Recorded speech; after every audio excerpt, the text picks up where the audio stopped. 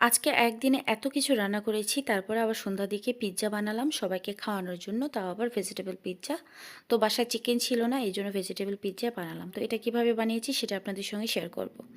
প্রথমে ময়দা নিয়েছি, তারপরে দিয়ে দিলাম গুঁড়া দুধ ২ প্যাকেট। যেহেতু বাসাতে সবসময় সব কিছু থাকে না গ্রামে, তো আমি তো বাসা থেকে আর সব কিছু নিয়ে আসতে পারি না। তো এখানে আমার গুঁড়া দুধ হিসেবে আমি প্যাকেটের দুধটা ইউজ করেছি ২ প্যাকেট। তো দিয়ে দিলাম স্বাদ মতো লবণ, আর দিয়ে দিয়েছি কিছুটা চিনি ২ চামচের মতো। তো দিয়ে দেওয়ার পর দিয়ে দিলাম ১.৫ চামচ ইস্টের গুঁড়া। তো ইস্ট দেওয়ার পর ভালোভাবে হাতের সাহায্যে শুকনো উপকরণগুলো মাখিয়ে নিয়েছি। তারপরে উষ্ণ গরম পানি, হাত চুবিয়ে রাখা যায় এমন গরম পানি দিয়ে ভালোভাবে একটা ড্রো তৈরি করে নিব। তো এই ডোটা একদম নরম হবে না, একদম শক্ত হবে না, মানে একটু হালকা নরম থাকবে, একদম ড্রাই যেন না হয় এটা দিকে খেয়াল রাখতে হবে। তো এই যে মোটামুটি একটু নরম নরম হয়ে আসছে, তো ভালোভাবে একটু থাপথুপ করে নিয়ে তারপরে উপর থেকে তেল দিয়ে ভালোভাবে এটা মানে করে নিব। তো উপর থেকে তেল দিয়ে ভালোভাবে এটাকে করে ঢাকনা দিয়ে ঢেকে দিব। এর মধ্যে কিন্তু ডোটা অনেক ফুলে যাবে। আসলে আমার ভিডিও ম্যান ছিল না, এই জন্য আমি ভিডিওটা করতে পারি নাই, সুন্দরভাবে ফুলে গিয়েছিল। তারপরে আমি এটা একটা রুটি শেপ দিয়েছি, রুটি আকারে বেলে নেওয়ার পর তারপরে সুন্দরভাবে একটু ছিদ্র করে নিয়ে তারপরে টমেটো সস, তারপরে উপরে চিলি ফ্লেক্স, তারপরে দিয়ে দিলাম আপনার ক্যাপসিকাম।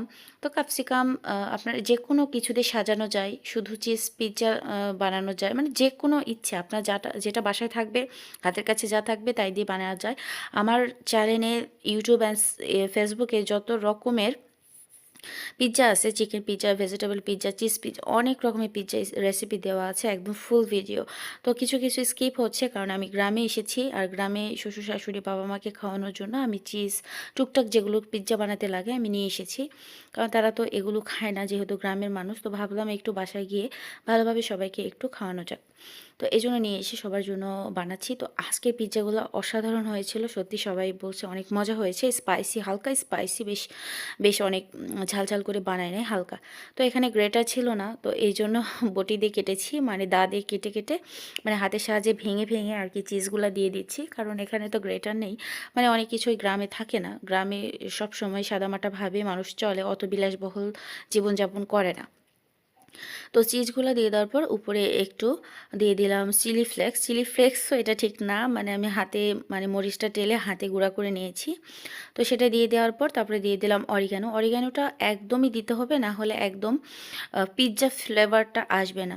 তো সুন্দরভাবে এখন দিয়ে অনেকক্ষণ যাবত রান্না করেছি, প্রায় ২০-২৫ মিনিটের মতো, মিডিয়াম টু লো আছে, মিডিয়ামের থেকে লো আঁচের থেকে একটু বাড়িয়ে মিডিয়াম টু লো।